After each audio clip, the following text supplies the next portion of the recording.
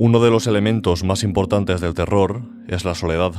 Enfrentarnos a nuestros miedos en solitario es mucho más aterrador que hacerlo acompañados. Ese es el motivo por el que el género de terror casi siempre construye sus momentos más intensos en torno a un solo personaje, que suele ser el protagonista. Y dentro del mundo de los videojuegos, muy pocos han conseguido hacerme sentir tan solo como No One Lives Under the Lighthouse. Este juego indie, cuyo nombre, traducido al español, es Nadie vive debajo del faro, empieza de una forma un poco extraña. No hay una introducción, una cinemática inicial o nada que se le parezca. Aparecemos directamente dentro de un faro en casi total oscuridad. Solos, sin banda sonora y sin nadie que nos diga qué es lo que tenemos que hacer. La puerta que nos permitiría salir del faro está cerrada, así que para postergar lo máximo posible el ascenso por las escaleras, abrimos la otra puerta a la que tenemos acceso.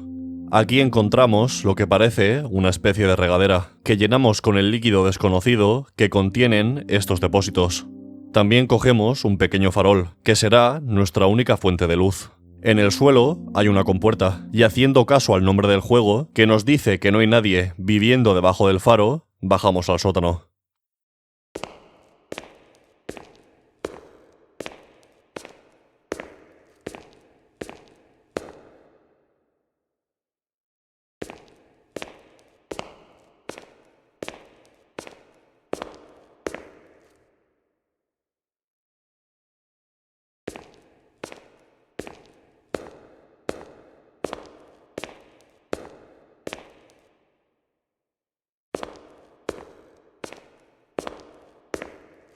A pesar de la silueta que entrevemos en la oscuridad, en el sótano no hay nadie, así que subimos las escaleras y volvemos arriba.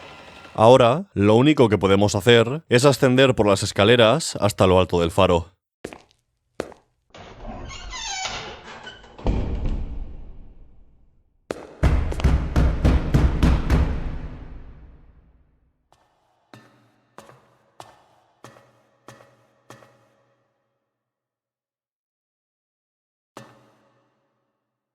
Un tocadiscos y una palanca nos esperan en la cima. Activamos el tocadiscos para combatir el silencio y damos vueltas a la palanca, aunque aún no sepamos exactamente para qué sirve.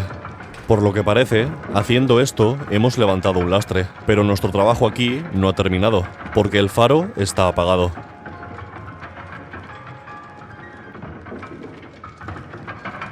Subimos otras escaleras y llegamos a la lámpara del faro. El reflector está girando, pero la lámpara no emite luz. Inspeccionando un poco el mecanismo, nos damos cuenta de que el líquido que hemos recogido antes es el combustible que enciende la lámpara, así que lo abocamos en el depósito. Encender el faro da comienzo al juego, porque lo que hemos jugado hasta ahora es una especie de tutorial mudo, concepto en el que profundizaré más adelante. Ahora, una cinemática muestra a nuestro personaje llegando a una isla junto a un barquero, que le cuenta que el anterior encargado del faro desapareció sin dejar rastro. Por lo tanto, la pequeña isla en la que vamos a trabajar está completamente vacía. El barquero nos explica que nuestro trabajo es mantener el faro en funcionamiento toda la noche y limpiar cuando sea necesario. En una semana enviarán a un ayudante para que nos haga compañía, pero hasta entonces tendremos que evitar volvernos locos por la soledad. Antes de continuar, déjame 30 segundos para hablarte de Mental Haze, el patrocinador de este vídeo. Mental Haze es un videojuego de terror psicológico para iOS y Android en el que controlamos a Walter Miller, un hombre atrapado en un lugar extraño que hará todo lo posible por escapar. Deberemos usar de forma inteligente los objetos que encontremos, resolver los rompecabezas que nos corten el paso y evitar a los monstruos que intenten darnos caza. Mental Haze fue lanzado ayer y puedes descargarlo en tu móvil usando los enlaces de la descripción. Ahora, volvamos con el vídeo. Una vez atracamos en el humilde muelle de la isla, el barquero se despide de nosotros y se marcha.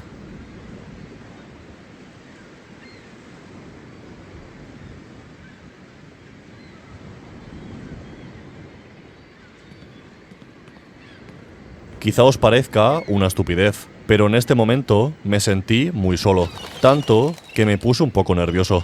Esto es curioso por dos motivos. El primero es que tanto por el género del juego como por su nombre, desde el principio pensaba que era bastante evidente que en la isla había algo o alguien que con el tiempo me haría una visita.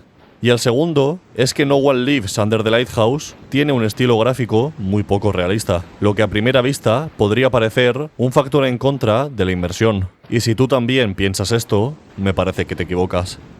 Mientras daba mis primeros pasos por la isla, no sabía muy bien por qué, pero estaba muy incómodo. No tenía miedo porque aún no había ocurrido nada que me asustara, pero no podía relajarme del todo. ¿Sabéis ese sentimiento de incertidumbre que sentimos cuando exploramos a solas y por primera vez un lugar que no conocemos? Yo sentía exactamente eso, y esto no sería algo destacable si no fuera porque muy pocas veces he sentido algo así jugando a un videojuego. La isla, como he dicho antes, es muy pequeña. Sprintando, podemos recorrerla de punta a punta en 1 minuto, más o menos. Cuando la has explorado una vez, ya es imposible perderse. Además, los únicos puntos de interés que podemos visitar son un cobertizo donde se guardan las herramientas, la casa en la que dormimos y el faro. En un juego corto, como No One Lives Under the Lighthouse, un mapa de este tamaño es más que suficiente. A partir de aquí, nuestro objetivo es instalarnos en la casa y poner en marcha el faro por la noche, como hemos hecho en el tutorial del inicio. Los distintos capítulos del juego, por llamarlos de alguna manera, se dividen en noches, y cada cierto tiempo ocurren cosas que entorpecen nuestra labor, pero voy a dejar eso para más adelante. La razón por la que estoy haciendo este vídeo es que me parece que No One Lives Under the Lighthouse se basa en una idea muy simple, pero muy bien ejecutada: abandonar al jugador a su suerte. ¿A qué me refiero con esto? Por ejemplo, al tutorial del prólogo, al que he llamado mudo porque efectivamente en ningún momento el juego nos dice qué tenemos que hacer. No hay flechas, luces brillantes o listas con objetivos que cumplir. Ni siquiera hay interfaz. Debemos averiguar por nuestra cuenta cuál es el siguiente paso.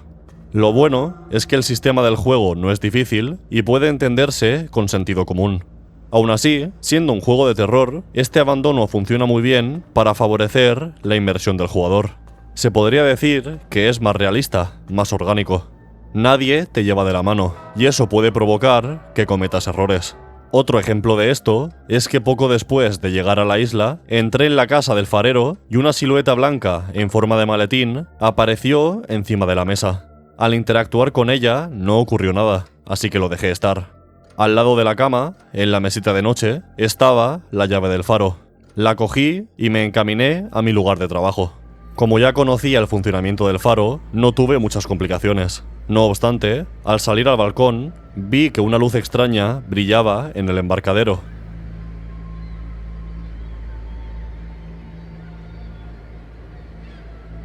Por supuesto, fui a investigar.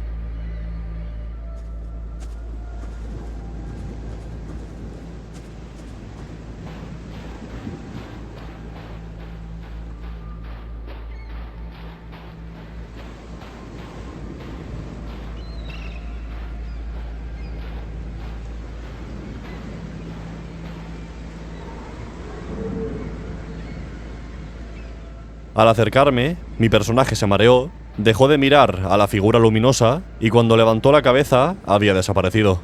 Sin embargo, ahora que la luz no estaba, me di cuenta de que había un bulto oscuro en el muelle. Ese bulto resultó ser mi maleta, que no cogí al principio del juego porque no la vi, y nada me indicó que se me había olvidado. Y como podrás suponer, esta es la maleta que debemos colocar dentro de la casa del farero. Esto es un ejemplo gracioso de un concepto que me fascina. Si quieres construir una experiencia inmersiva que se sienta real, a pesar de que su apartado técnico no lo sea, olvídate por un momento de que estás haciendo un videojuego y deja al jugador que piense y se equivoque. Estoy seguro de que si no dejas la maleta en su sitio, la noche no puede terminar. Quiero pensar que si no hubiera encontrado la maleta por casualidad, gracias al evento de la luz en el embarcadero, al poner en funcionamiento el faro y darme cuenta de que el juego no avanzaba, habría explorado la isla hasta encontrarla. El desarrollador de No One Lives Under the Lighthouse puede permitirse dejar total libertad al jugador porque el entorno que ha diseñado a nuestro alrededor está muy bien medido.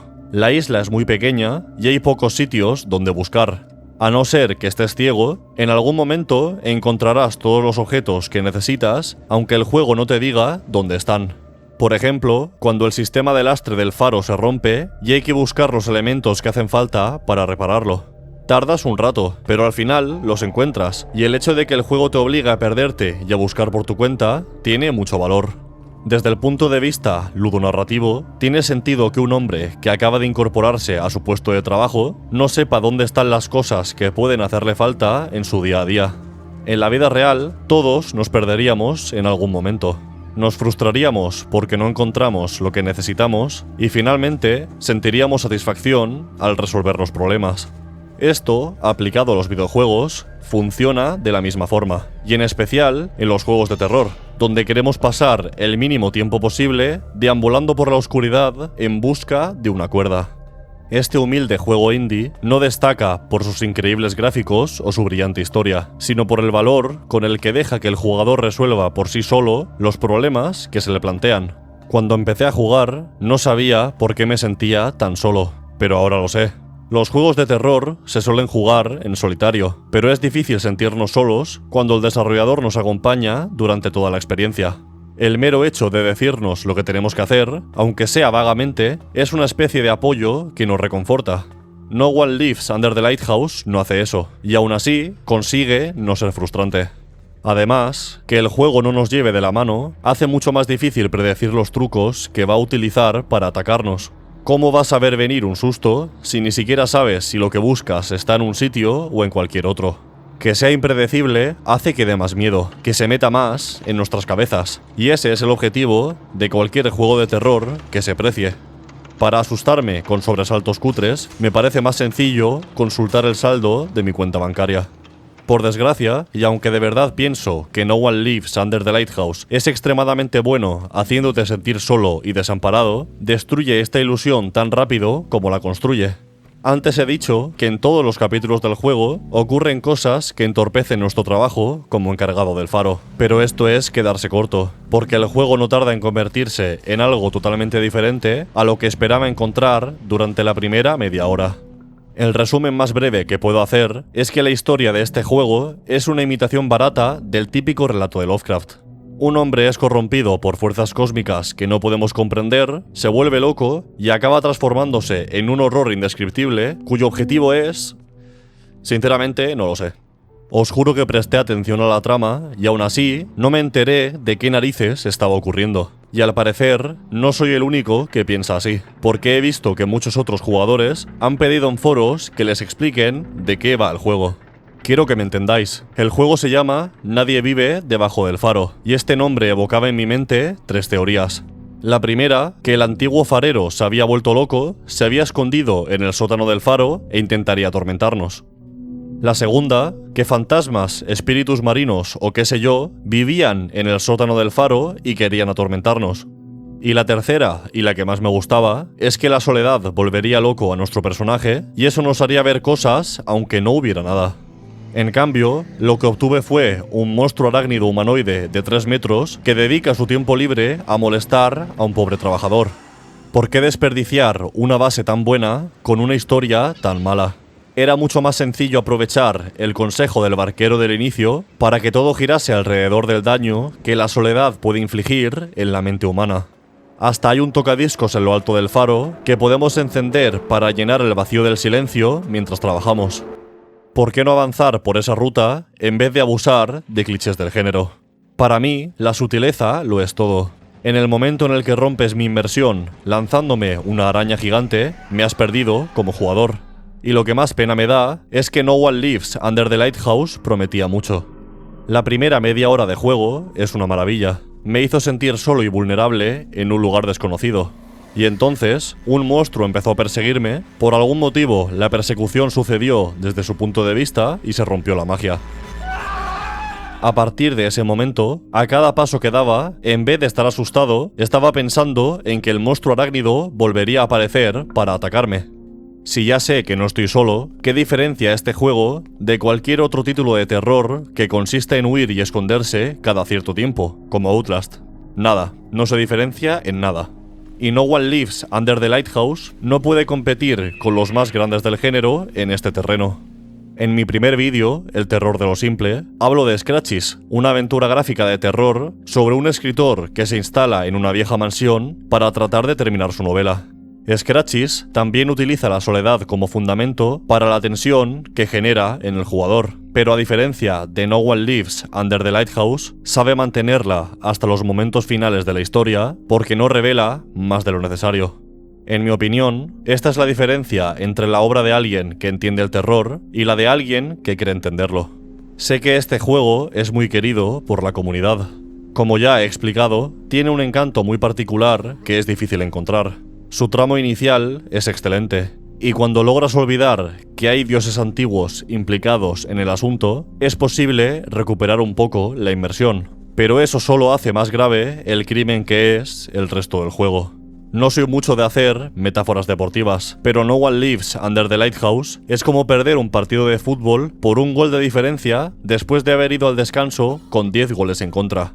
Todas las derrotas son iguales, pero las que se viven con esperanza son las que más duelen. Muchas gracias por ver el vídeo, sobre todo a Francisco Pablo, Iris Acosta y Lara, Edward Argento, Ulises Franchini y al resto de los miembros del canal. Si te gusta mi contenido, te recomiendo que eches un vistazo a los enlaces de la descripción. Ahí podrás encontrar el enlace a mi canal de Twitch, a mi canal secundario de YouTube, a mi Twitter, mi Instagram, al servidor de Discord y lo más importante, a mi canal de WhatsApp, donde aviso de la subida de vídeos y del inicio de los directos. Hasta la próxima.